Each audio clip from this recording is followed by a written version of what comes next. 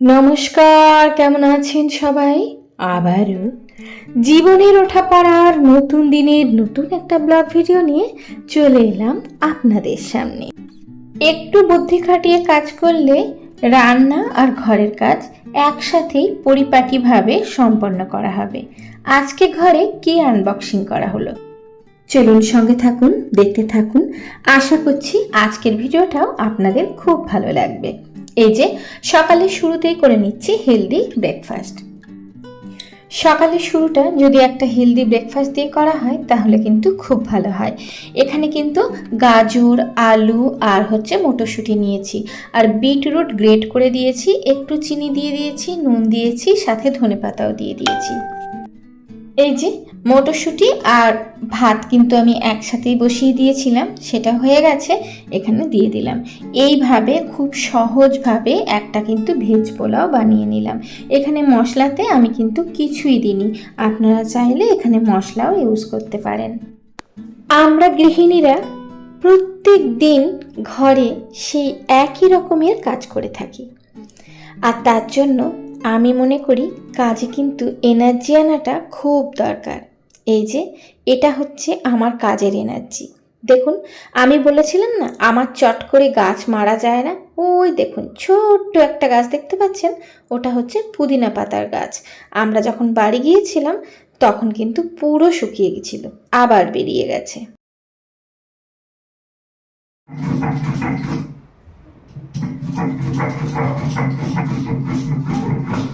চলো, পোস্ত ভাটা হয়ে গেছে কমপ্লিট। এইবারে আগে রান্নাটা করে নিই, তারপরে এখানে বাসন ধুতে হবে। এদিকে কত বাসন রাখা আছে সেগুলোকেও রাখা হয়নি, অনেক কাজ আছে, অনেক কাজ।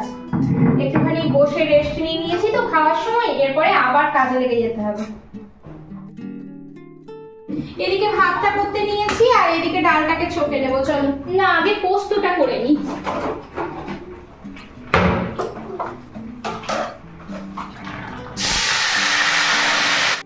নিজেকে একটু সময় দিয়ে টিফিন খেয়ে চলে এসেছি আবারও রান্না। নিরামিষের দিনে সবাই পোস্তই ভালো খায়, ওই জন্য ভাবলাম চলো পোস্তটা করে নিই। আর এদিকে ভাতটা বসিয়েছি, ভাতটাও হয়ে এসছে, জানো, এরপরে নামিয়ে দেবো, একটু জল লাগবে। তো এই যে সকালবেলায় কিন্তু ঘরটার পরিষ্কার করে চাদর টাদরগুলোকে একটু রোদে দিয়েছিলাম, সেগুলোকেই তুলে নিয়ে এলাম। এই যে বাইরে কিছু রোদে দিয়েছিলাম, তো এগুলোকে না গরম হয়ে গেছে। মাঝে মাঝে রোদে দিলে বেশ ভালোই লাগে, ভালো গরম হয়ে গেছে। আপনারা যারা আমার ভিডিও দেখেন তারা কিন্তু জানেন যে আমি রান্না করার ফাঁকে ফাঁকে যতটা পারি ততটা কিন্তু ঘরগুলোকে আস্তে আস্তে করে গুছিয়ে নিই। যেভাবে আমার সুবিধা হয় তেমন করেই আমি কিন্তু কাজ করার চেষ্টা করি আর কি। এতে আমার সুবিধা হয়, কারণ একদম সকালবেলায় সব কিছু একসাথে হয়ে ওঠে না। প্রত্যেকদিন তো আর চাদর কাচা যায় না, কিন্তু মোটামুটি কিছুদিন পর পর বা প্রত্যেকদিন যদি দেওয়া যায় তো ভালোই, কিন্তু প্রত্যেকদিন আর দেওয়া হয় না রোদে। প্রত্যেকদিন কি আর রোদে দেওয়া যায়? সময় কোথায় অত। প্রত্যেকদিন যদি রোদে তুলে দেওয়া হয় তাহলে তো ভালোই, কিন্তু প্রত্যেকদিন আর রোদে দেওয়া হয় না। আসলেই আমরা গ্যাসে রান্নাটা বসিয়ে দিলাম আর সঙ্গে সঙ্গে হয়ে গেল তেমনটা তো নয়, তাই না? আলুটা যতক্ষণে সেদ্ধ হবে ততক্ষণে কিন্তু আমার চাদর টাদর পাতা হয়ে যাবে। এদিকে ঘরটাকেও আমি একটু গুছিয়ে নিতে পারবো। তার সাথে সাথে যদি কিছু মোছামুছি থাকে জিনিসপত্র, সেগুলোকেও মুছে নেওয়া যাবে। তাহলে ঘরের কাজও হচ্ছে, সাথে কিন্তু রান্নাটাও হচ্ছে। সাইডের এই কর্নার গুলো যদি চাদরটাকে এমনি করে গিট মেরে আর ভেতরে ভরে দেওয়া যায় না, তাহলে চাদরটা কিন্তু এদিক ওদিক নেমে যায় না।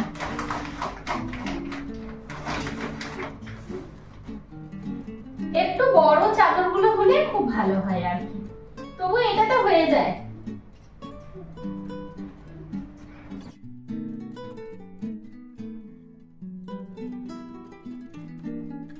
আমাদের না এই যে এই পাতলা পাতলা যে র্যাকগুলো, এগুলো আমাদের সারা বছরই লাগে, কারণ ভোরবেলার দিকে হালকা হালকা ঠান্ডা লাগে তো তখন কিন্তু এগুলো নিতেই হয়।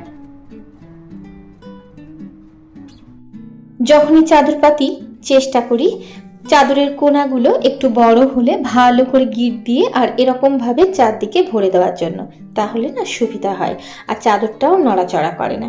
খুব সহজেই কিন্তু খুব সুন্দরভাবে বিছানায় গোছানো থাকে।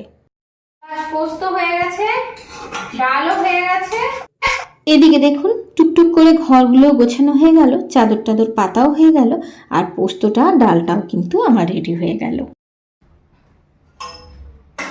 চলো এদিকে পোস্ত ডাল আরে হয়ে গেছে। একটু বেগুন ঝাল দেওয়া করবো, অনেকদিন ধরে ইচ্ছে হচ্ছিল একটু বেগুন ঝাল দেওয়া করবো, বেগুন ঝাল দেওয়া করবো। তো বেগুন ঝাল দেওয়া করলে না একটু ঝাল ঝাল না করলে হয় না। কয়েকটা বেগুন ভাবছি যে ছোট ছেলের জন্য তুলে রেখে দেবো, আর বড় ছেলে তো বেগুনের ধারে পাশে যায় না, বেগুন তো খাবেই না। তো ছোট ছেলের জন্য কয়েকটা বেগুন ভেজে রেখে দেবো, আর আমরা একটু ঝাল ঝাল করে বেগুন ঝাল দেওয়া করবো। বেগুন মশলাটাও বেশ ভালো লাগে, কিন্তু বেগুন ঝাল দেওয়াটা আবার অন্যরকম লাগে, তাই না? বেগুন মশলাটা একরকম, আবার বেগুন ঝাল দেওয়াটা অন্যরকম। এই বেগুন ঝাল দেওয়াটা খেতে কিন্তু খুব ভালো লাগে। নুন হলুদ মাখিয়ে বেগুনগুলোকে বেশ কিছুক্ষণ রেখে দিতে হয়।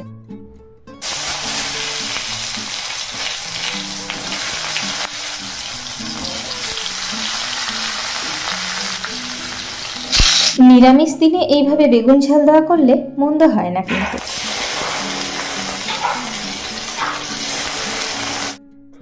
একটুখানি কাঁচা লঙ্কা, সাথে দিয়েছি অল্প একটু টমেটো, আর তার সাথে সর্ষে আর অল্প একটু জিরে।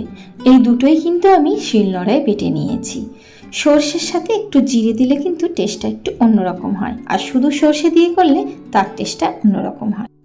যেহেতু সর্ষে দেওয়া আছে, খুব বেশি কিন্তু কষতে হবে না, একটুখানি নাড়াচাড়া করে, আর নুন তো দেওয়াই আছে, তারপরে একটুখানি মশলাগুলোকে জল দিয়ে করে নিয়ে বেগুনটা, ভাজা বেগুনটা দিয়ে দিতে হবে। মোটেই কিন্তু বেশিক্ষণ সময় লাগে না, কিন্তু সময় কম লাগলেও খেতে কিন্তু হয় একেবারে অসাধারণ। রান্না আর কাজ একসাথেই কমপ্লিট হবে যদি রান্নার ফাঁকে ফাঁকে একটু একটু করে আমরা কাজ করতে থাকি।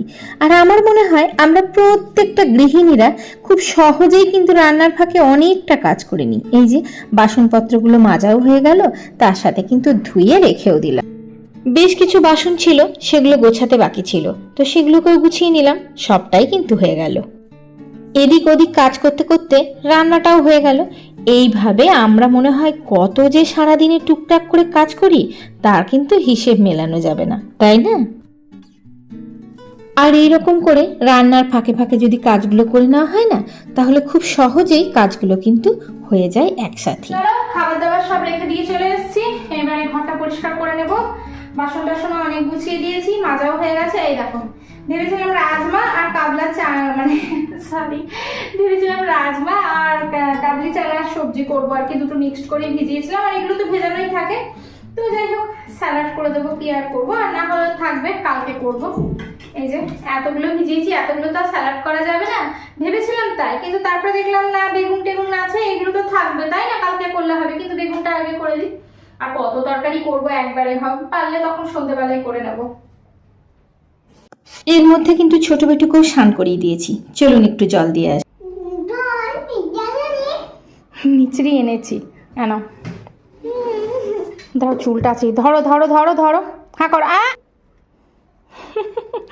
এই যে মহারাজ এখন মিছরি দিয়ে জল খাবেন, মানে ও স্নান করার পরে আমি না ওকে মিছরি দিয়ে একটু জল দিই, তাহলে খাইও আর খাওয়াটাও ভালো। ও বাবা, জল দেখে মাথা খারাপ হয়ে যায়। জল, চুলগুলো আছড়ে দিই, চ তুই খা। রান্না করার পর অবশ্যই কিন্তু রান্নাঘরটাকে পরিষ্কার করে নিতে হবে। টিফিন করার পরও কিন্তু একবার আমরা মুছি, তাই না? আমার মনে হয় প্রত্যেককেই মুছি। আর কতবার যে এই গ্যাস কাউন্টারটা মানে মোছা হয় তার কিন্তু হিসেব নেই। তবে হ্যাঁ, এইগুলো করলে নিজের যেমন ভালো লাগে, সেরকম কিন্তু পরিষ্কার পরিচ্ছন্নও থাকে।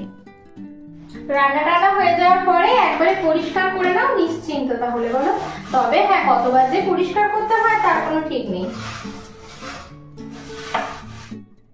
আর সব থেকে বড় কথা, সকালের শুরুটা যদি একটু তাড়াতাড়ি করা যায়, তাহলে কিন্তু সব কিছু কাজই তাড়াতাড়িই হবে।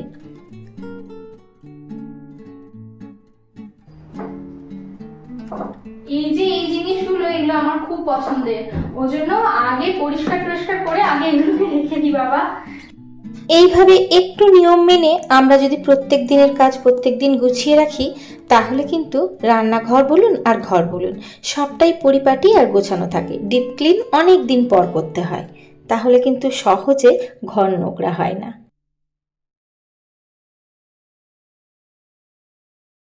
এই যে প্রত্যেক দিনের মতো আমার একদম সাদামাটা ঘরোয়া রান্না। আছে সিম্পলভাবে ডাল, আছে আজকে আলু পোস্ত আর বেগুন ঝাল দেওয়া, পারলে একটু স্যালাড কেটে দেব। যে অস্থির হয়ে গেছে সবাই, কি এসেছে কি এসেছে সেটা দেখবে। তো আমি বললাম যে তুই এটা খোল, তুই আনবক্সিং কর। এই যে চলো দেখা যাক কি আছে এর মধ্যে। আমার জন্য কিছু নেই নাকি? খুললেই দেখা যাবে কি আছে। দেখা যাক কি আছে। আমার দিকে আছে। এই যে এইটি আজকে যখন বড় ছেলে খেলতে গেছিল তখনই এসেছে, আর তখন থেকে এইভাবেই আছে। ছোট বেটু আমাকে অস্থির করে দিচ্ছে কি আছে এখানে। আমার জন্য তো এই যে চলে এসেছে। দাদা দেখছেন যে জিনিসগুলো সব ঠিকঠাক এসেছে কিনা, আর ছোটর মাথা খারাপ হয়ে গেছে। এই যে মুড অফ। তোমার জন্যও আছে তো।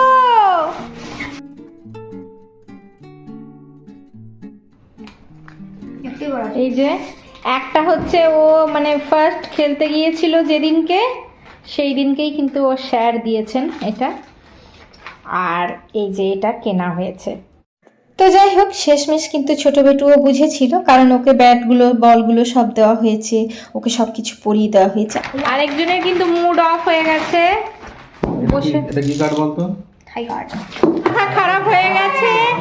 একটু আগে বলছিল আমি গাড়ি নিই, আমি এইসব কিছু নিই না, যেই খুলেছে মাথা খারাপ হয়ে গেছে। ছোট বেটুকে একটু বোঝানোর পরে ওকে যখন এই জিনিসগুলো পরিয়ে দেওয়া হয়েছে, তারপরে কিন্তু ও খুব খুশি। আসলেই বাচ্চাদেরকে বোঝাতে হয়, বোঝালে কিন্তু সব সমস্যারই সমাধান হয়, যদিও সব সময় সেটা নাও হতে পারে। যাই হোক, প্রত্যেকের জন্য রইল অনেক অনেক ভালোবাসা, রইল আন্তরিক শুভেচ্ছা। সবাই সুস্থ থাকবেন, ভালো থাকবেন, নিজের খেয়াল রাখবেন, পরিবারের খেয়াল রাখবেন, অবশ্যই নিজের যত্ন নেবেন। ভিডিওটা যদি ভালো লেগে থাকে ছোট্ট একটা লাইক দিয়ে পাশে থাকবেন, বেশি ভালো লেগে থাকলে ফ্রেন্ড আর ফ্যামিলির সাথে শেয়ার করবেন। আজকের মতো ভিডিওটা এখানেই শেষ করছি, দেখা হচ্ছে পরবর্তীকালে নতুন একটা ভিডিওর সাথে।